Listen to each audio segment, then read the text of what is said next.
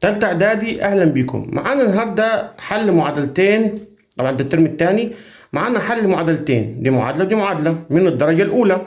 يعني هنا أس واحد وهنا أس واحد، هنا أس واحد وهنا أس واحد، يعني مش هتشوف خالص أس اتنين، كلهم أس واحد.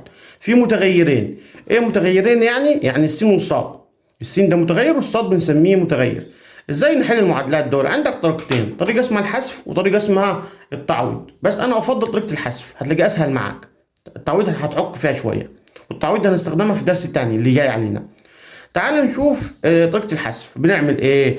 بنكتب المعادلات دي تحت بعضيها، بس بشرط ان السين تبقى تحت السين والصاد تحت الصاد، والحد المطلق اللي هو يعني مفيش جنبيه ولا سين ولا صاد تحت الحد المطلق اللي زيه. تعال نشوف.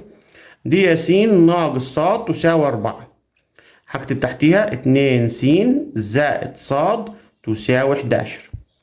الحذف هنا في شرط عندك عشان تعرف تحذف، لازم يبقى الصاد والصاد المعاملات شبه بعض بالظبط، بس الإشارة مختلفة.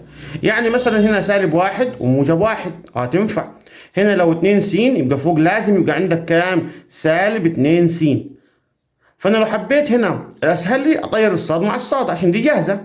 أما لو المسألة ما كانتش جاهزة كنت هخلي السين دي هضربها في سالب 2. طب هضرب السين بس؟ لأ، طالما دي معادلة هضرب في كل الأطراف. هنا طبعا عندك دي سالب صاد وموجب صاد يروحوا مع بعض، هاي كده اقول له هنا بالجمع، بجمع المعادلات مع بعض. اجمع السين مع السين، 1 س و2 س تدي لك 3 س. سالب صاد وموجب صاد عكس بعض يروحوا مع بعض. اجمع 4 و11 15. عايز اعرف السين بكام؟ السين هتساوي اقسم الحر على المقيد. يعني ايه حر؟ يعني ال 15 دي حره، يعني مفيش جنبيها رمز. اما التلاتة مقيدة بالسين. انا دايما بقسم الحر على المقيد، تطلع لك كام؟ تطلع لك 5. يبقى السين بكام؟ السين هنا السين اهيات، السين هتساوي 5. حطها في برواز كده عشان هترجع تعوض بيها في المعادلات اللي فوق. طب تمام، جبنا السين. طب الصاد اجيبها ازاي؟ همسك اي معادلة من دول اعوض فيها، بس دايما اختار المعادلة السهلة. يعني دي سهلة عشان ما فيهاش التنين دي، وتعال نعوض فيها. هقول له كده س ناقص صاد تساوي 4 عندما السين بتساوي 5.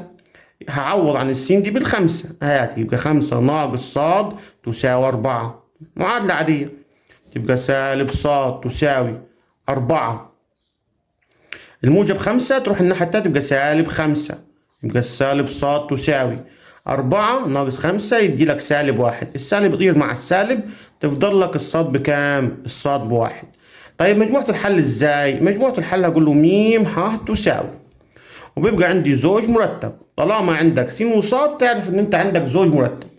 السين في الاول اللي احنا جبناها اللي هي ب5 هياتي اللي كان قاعد البرواز، والصاد جبناها بكام هياتي؟ ب1. بس لازم احط وسط قوس مجموعة عشان دي مجموعة حل.